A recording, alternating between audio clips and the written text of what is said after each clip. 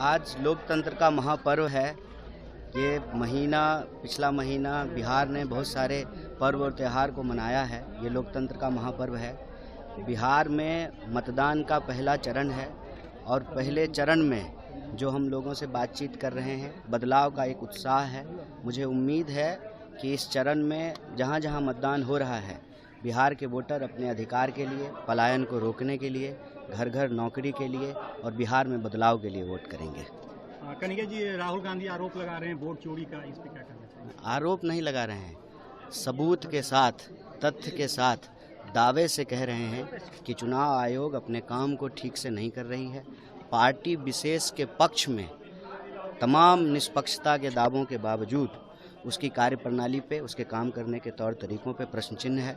ये चुनाव आयोग की जिम्मेवारी है कि संवैधानिक संस्था का दायित्व निभाए, किसी पार्टी विशेष के प्रकोष्ठ के रूप में कार्य न करे। मतदान के बाद केंद्रीय मंत्री गिरिराज सिंह ने एक बार फिर बुर्के को सवाल कर दिया कि बुर्के को सभी जांच होनी चाहिए, जो भी लोग पहन कर रहे हैं। अरे बिना बात का बात करते रहते हैं। आप स्टोरी देखें ना, गृह मंत्री बिहार में आकर के कहते हैं कि घुसपैठिया, प्रधानमंत्री आकर के कहते हैं पाकिस्तानी, जबकि चुनाव आयोग ने कहा है कि एक भी बाहर का वोटर नहीं पाया गया SIR में।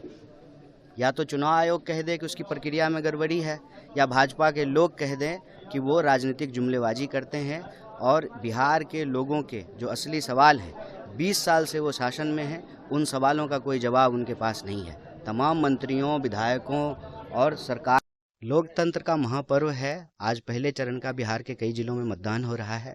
सभी बिहार वासियों से अपील है कि अपने मुद्दे पे, अपने बाल बच्चों के भविष्य के मुद्दे पर, रोजी रोटी, कपड़ा, मकान, शिक्षा, स्वास्थ्य, सड़क, बिजली, पानी और अपने आत्मसम्मान के लिए मतदान कीजिए।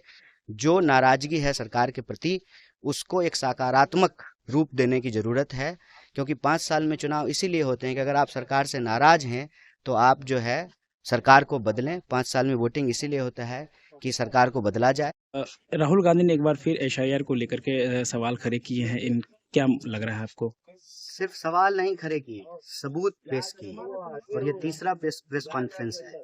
जिस चुनाव आयोग ने इलेक्ट्रॉनिक डेटा देने से मना कर दिया, उसी चुनाव आयोग के वोटर ID से, फिजिकल कॉपी से सबूतों को निकाल करके, उसका अध्ययन करके चुनाव आयोग के सामने यह तथ्य रखा गया है कि आप ठीक से काम नहीं कर रहे।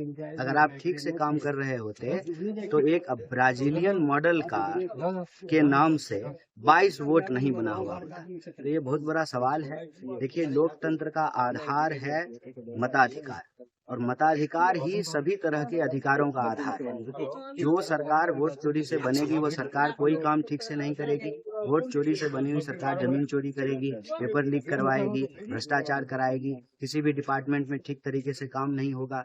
तो अपने बाल बच्चों के भविष्य को सुरक्षित रखने के लिए, अपने अधिकारों को बचाए रखने के लिए, भारत में लोकशाही और लोकतंत्र को अक्षुण्ण रखने के लिए मताधिकार को बचाना जरूरी है। इसीलिए नेता प्रतिपक्ष सबूत के साथ सवाल पूछे। लगातार बुर्के को लेकर के सवाल खड़ा किया जा रहा है केंद्रीय मंत्री द्वारा, क्या लगता है? अच्छा, उनके पास ना कोई काम नहीं है जो बता सकें, गिना सकें।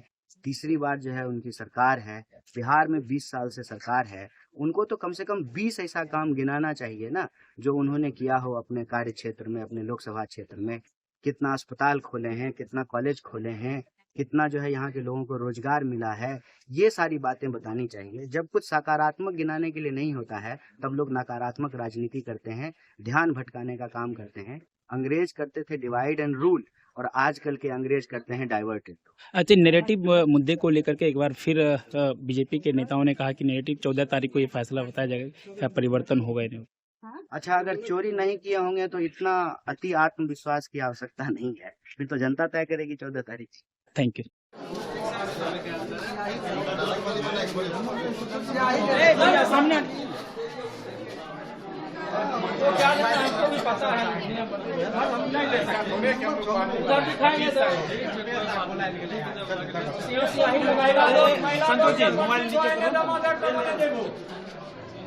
भैया लोगो आ रहा है।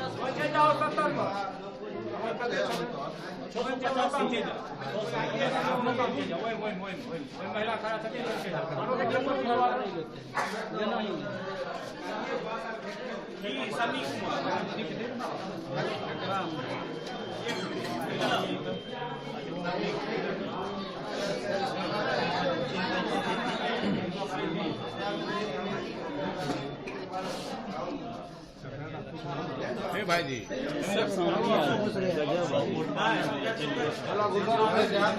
सियाही कलियारों से लगाइएगा